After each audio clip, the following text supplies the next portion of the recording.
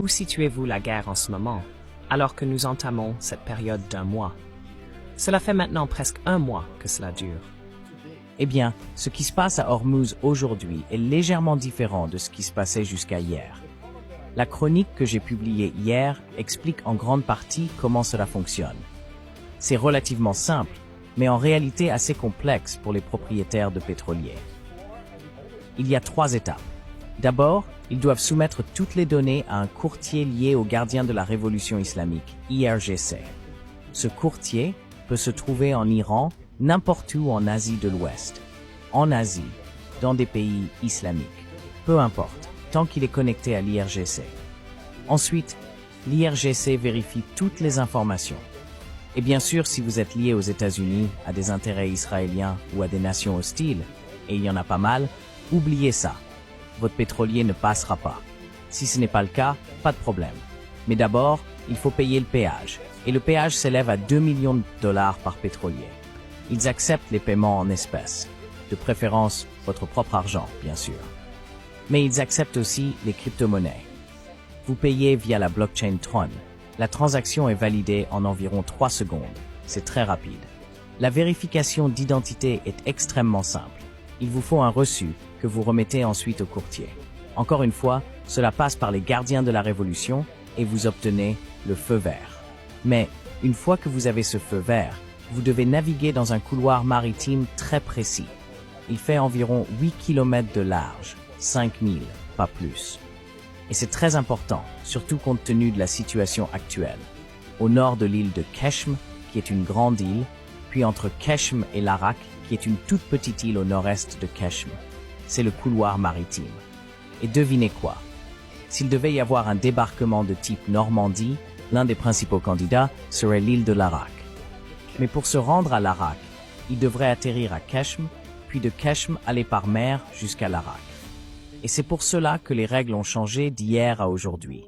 Apparemment, aucun navire ne traverse en ce moment. Jusqu'à hier, tout allait bien. Les navires venant de ou se rendant en Chine, en Inde, au Pakistan, en Irak, au Bangladesh, tous traversaient. Et certains qui avaient des discussions de gouvernement à gouvernement pour conclure un accord, par exemple le Sri Lanka et la Thaïlande, traversaient aussi. Aujourd'hui, apparemment, personne ne traverse, parce qu'ils s'attendent à ce qu'il se passe quelque chose. Mais ces nouvelles règles, ce nouveau régime dans le détroit d'Ormuz, cela va continuer. C'est en cours de ratification par la loi au Parlement iranien. Ce sont les nouvelles règles du jeu pour traverser le détroit d'Ormuz. On pourrait appeler cela une privatisation ou une nationalisation du détroit d'Ormuz. Oui, cela s'applique. Mais surtout, ils font ce que les Égyptiens font à Suez. On ne traverse pas le canal de Suez gratuitement. Il faut aussi payer. Ainsi, à Ormuz, ils n'avaient jamais obligé quiconque à payer dans toute l'histoire du détroit d'Ormuz. Maintenant, c'est différent. Et en somme, ils le contrôlent. Donc bien sûr, ils ont le droit de facturer un droit de passage. Les gens ne se plaignent pas. Au contraire, certains faisaient la queue pour payer le droit et traverser, tant que vous n'êtes pas l'un des pays hostiles. Mais cela nous amène à la situation actuelle. Nous sommes vendredi, et il est possible que quelque chose se produise pendant le week-end. Tout le monde en parle partout sur la planète, en fait. Donc évidemment, la marine des gardiens de la révolution islamique contrôle non seulement les eaux territoriales où naviguent les pétroliers, mais aussi le périmètre plus large, qui comprend le sud de Keshm, le reste du golfe Persique, à l'ouest du détroit d'Ormuz, jusqu'à l'île de Karg, dans la partie nord-ouest d'Ormuz. Il y a aussi l'intégration entre le golfe Persique, le détroit d'Ormuz et la mer d'Oman à l'est, jusqu'à la côte du Sistan-Baloutchistan et la frontière irano-pakistanaise. La marine des gardiens de la révolution contrôle tout cela. Donc, évidemment, ils sont en alerte maximale, car tout peut arriver, ou pourrait arriver, ce week-end. Les Pakistanais ont trahi l'Iran parce que, tu sais ce que Trump a dit cette semaine, il a reçu un cadeau de l'Iran, 8 pétroliers pleins de pétrole. Devine sous quel pavillon ils naviguaient. Le Pakistan. Cela signifie donc qu'ils ne sont jamais allés au Pakistan.